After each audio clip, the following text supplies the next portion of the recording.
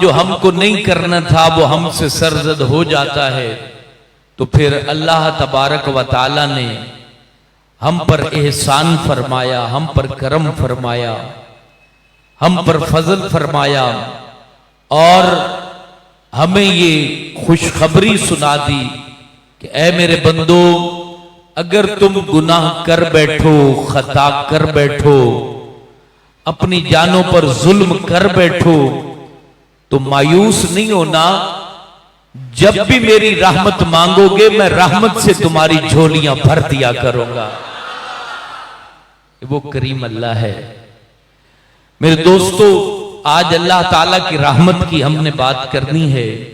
जिंदगी भर कभी भी जिंदगी के किसी भी हिस्से में अल्लाह की रहमत से मायूस नहीं होना।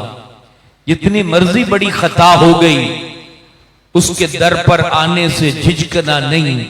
उसकी बारगाह में जो भी आया है, जिस हाल में भी आया है, जैसा भी आया है, अल्लाह की इज्जत की कसम है, मां भी उतना एहतराम नहीं करती जितना रब अपने बंदे के आने पर उसका इकराम फरमाता है। और वो करीम अल्लाह, मेहरबान अल्लाह, जब इंसान की अक्लें दंग रह जाती हैं और एक आम बंदा सोच भी नहीं सकता कि ऐसा बंदा भी बख्शा जाएगा, ऐसा बंदा भी बख्शा जाएगा, ऐसे बंदे की भी मगफिरत कर दी जाएगी। अल्लाह अकबर।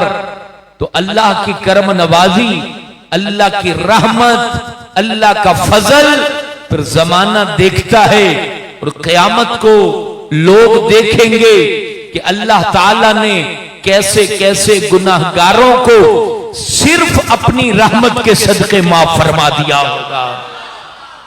उसकी करम नवाजियां लामुतनाई हैं। अल्लाह का फजल कोई गिन नहीं सकता, अल्लाह की रहमत को कोई शुमार नहीं कर सकता। ऐ बंदा खुदा, रब की रहमत को सोचा कर, अल्लाह की रहमत को मांगा कर। ये सिर्फ रब ही है कि जिसके दरवाजे पर जब भी कोई मांगने आया है तो उसने मना नहीं किया है, बल्कि उसने अता किया है। वो जवाद है और हया करता है कि कोई मांगने आए और वो उसको अता न करे।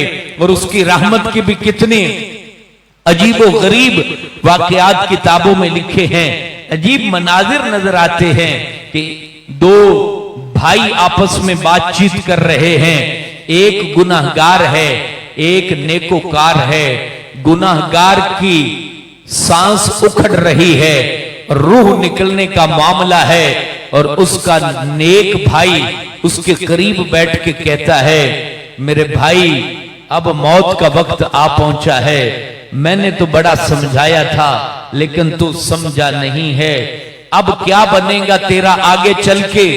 वो चंद जुमले बोलता है और कहता है, मेरे भाई मुझे बता, मरने के बाद अगर मेरा रब मेरा फैसला मेरी मां के सिपुर्द कर दे तो क्या मेरी मां मुझे जहन्नम में डालेगी? क्या मेरी मां मुझे तकलीफ में डालेगी? क्या मेरी मां मुझे अजियत में डालेगी?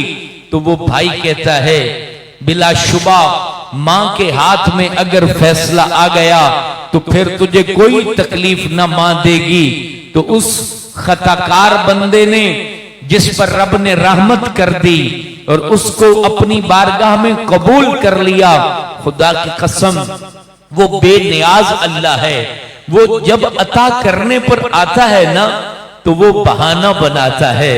वो बंदे को जब अपनी रहमत देना चाहता है तो उसे लफ्ज भी दे देता है, अंदाज भी दे देता है, तरीका भी दे देता है, दामन फैलाने के लिए उसके पास जो है वो वक्त भी दे देता है और वो यूं फिर करम करता है।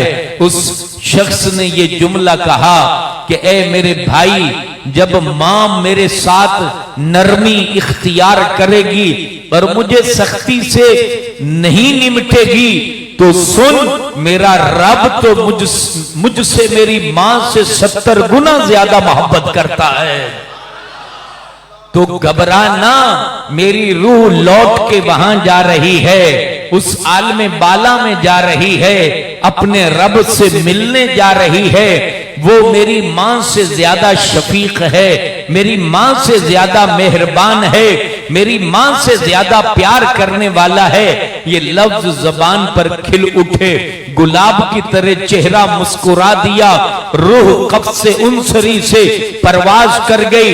रब की रहमत को उसने पहचान लिया, अल्लाह की रहमत को उसने जान लिया और अल्लाह ताला की बारगाह में उसके ये जुमले कबूल हो गए, अल्लाह अकबर। इधर से रूह निकलना थी, उधर से अल्लाह ने बख्शिश का परवाना अता कर दिया।